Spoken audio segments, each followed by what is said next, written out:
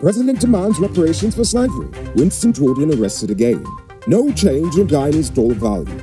And why we need reparations now.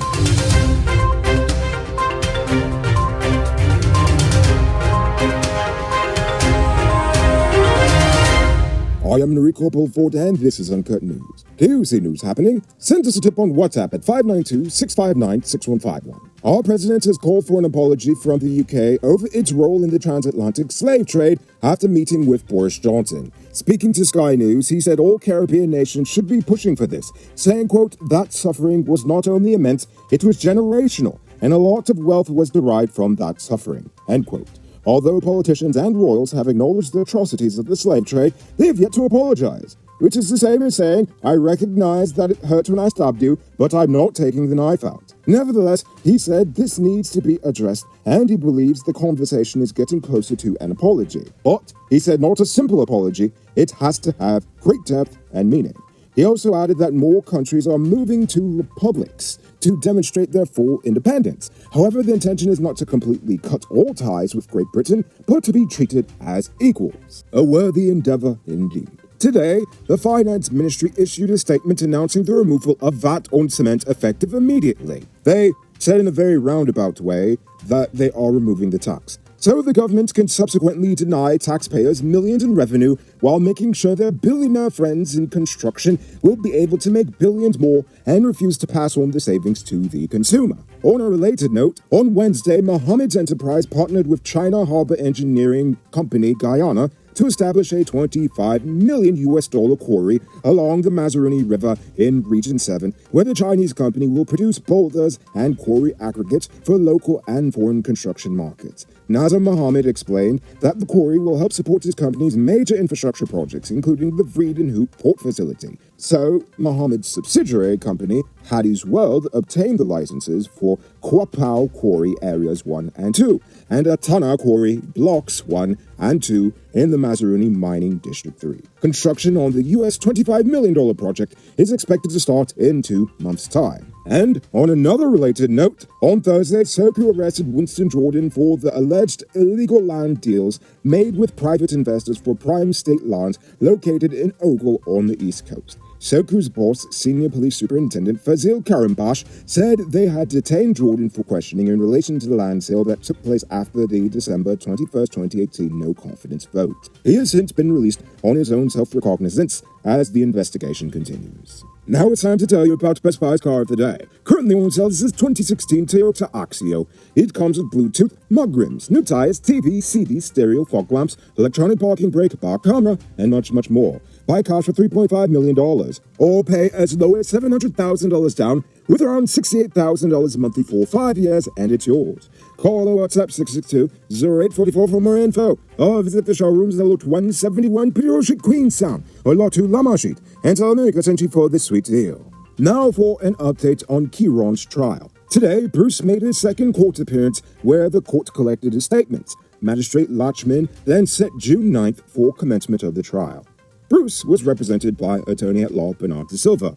I'm not going to go through all the rest of the details because, come on, you already know it if you're a fan of this show by now. So, I'll just say, good luck to you, Kiron. We're all rooting for you. The cops are currently looking for a 55-year-old unnamed businessman who walked away after experiencing a negligent discharge at the security hut in front of GRA's Camp Street office in Georgetown. The shooting damaged a $1.3 million scanner and occurred at around 3:43 p.m. on Wednesday. Upon visiting the agency, the negligent gun owner launched his firearm at the security guard hut but retained his magazine with rounds. After completing his transactions, the businessman returned to the guard hut where he retrieved the gun and reportedly rammed the magazine back in and put one into the chamber, which apparently triggered the misfire. Why would that idiot do that in such a crowded place? Nevertheless, he quickly ran off despite the fact that man needs to have his gun taken away. Sadly, I doubt anything will come of this, especially if he already knows someone in the police, but judging by the fact that they have not named him, I'm pretty sure he knows someone in the police. The current influx of US dollars and lower demand for the Guyana dollar is the reason why the Guyana dollar is holding at a steady exchange rate of US 1 to 200. And not that there is an appreciation. Central Bank Governor Gobin Ganja says, Aha! I'm sorry, I just love his name. I hope he doesn't take it personal. Gobin Gonga. It is also why bank and wire transfers still attract exchange rates from 215 to 217 per US dollar. And the governor doesn't foresee the spread decreasing anytime soon, given the cost that comes with having to ship foreign currency back overseas. But compared with state and commercial banks in the region, Guyana's spread on foreign bank and wire transfers is the highest. Do you own a truck? No, not the immune disease, I mean a real truck. Like Path, International, Freightliner, Bedford TM, or Scammell. Then come, get high-quality truck parts at the lowest prices at Powered Automotive. Visit them at Lot 1161 EE Eccles, or call them on telephone number 6970171. Save big on truck parts at Powered Automotive, the #1 heavy-duty truck parts store in Guyana. Now for news in the region. Yesterday, the Premier of the British Virgin Islands, Andrew Alberto Fahy, and Olivine Maynard, the Managing Director of the BVI Port Authority, were arrested at a Miami area airport by federal agents on charges of conspiring to import cocaine into the U.S. and money laundering. The two were arrested after they met with undercover DEA agents posing as cocaine traffickers to check out an alleged shipment of U.S. $700,000 in cash. The agents told the two that the money was a payoff for allowing the cartel's future shipments to be transported through the British territory to the U.S. A third person, Kadeem Maynard, the son of the BVI's port director, was also arrested Thursday in connection with the undercover DEA case. All three defendants were charged with conspiring to import more than 5 kilos of cocaine into the United States and conspiring to commit money laundering. Now for today's oil update. ExxonMobil is expected to submit its 5th development plan in the Starbuck block, the Uaru Meko, by the end of this year. Even though Uaru is still in the planning stage, Exxon has already indicated its 5th development will be the same as the Yellowtail project as it relates to production, water injection, and all the other development features. This was indicated in the impact assessment for the Yellowtail project. According to Chief Operations Officer at Hess, Greg Hill, the company sees the potential for at least 6 FPSOs on the Starbuck block in 2027, with a production capacity of more than 1 million gross barrels of oil per day and up to 10 FPSOs to develop the discovered resources on the block in total. Take a look at this beauty being constructed in a gated community called Richmondville in Guyana. It features 4 bedrooms, 1 pool with 7,000 square feet of living space, along with modern amenities. Contact Sheriff Construction on 592-618-5702. Now for our stupid news of the day. You know what I think is stupid? The fact that we are almost 200 years removed from slavery and we have yet to receive reparations from Great Britain. Now, I agree with the president. Britain needs to pay for its sins. But I would take it a step further and say that the government needs to apologize, yes, but the corporations that profited off of the trade and the families who continue to grow their wealth from it need to be the main ones paying up, not the British taxpayer. Now, some of you are already probably asking, well, what about Indians and indentured servitude? Well, I say that the president should also push for compensation for that as well. In fact, we should, team up with Trinidad to get that actually moving. But instead of just money, we should demand direct grants, scholarships, visa-free travel, business support, small land grants, and above all, demand an end to the parasitic relationship British corporations still have in Guyana and the rest of the Caribbean. I mean, come on, the largest landowner in Barbados is a white man. So all exploitative contracts need to be cut and renegotiated on equal terms.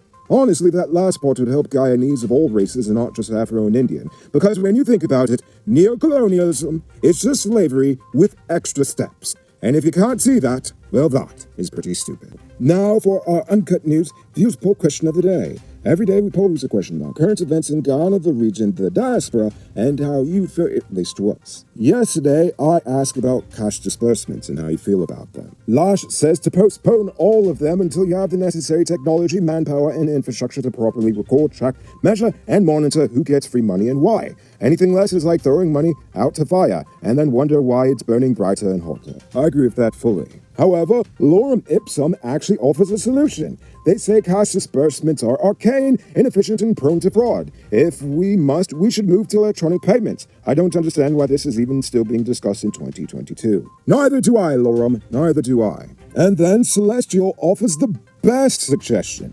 They said, I think that the government should have a bank card set up in every Guyanese citizen's name, just like an ID card. That should only and could only be activated by the government when there is any cash grant, etc. That should be easy, like sending a message in a WhatsApp group we all receive at the same time and get what we deserve. That way the government will have to take the blame and pay for any of the unintentional intended incompetence after giving a lot of more money away to their supporters. Oh, I see what you mean there with the intentional intended incompetence. Yes, I agree with you. And I also agree that that system makes sense. And many countries, in fact, have similar systems. It sounds like a social security system, if you ask me. Now, before we get to tonight's question, you can multiply your cash by selling Digicel Top-Up. This is a legit way you can earn extra money at your business or to supplement your current hustle. Become a top-up vendor quick and easy by linking with Cellular Plus. Call them on telephone number 685-3109 for more info. Now for tonight's question. Sunday is May 1st, or Labor Day.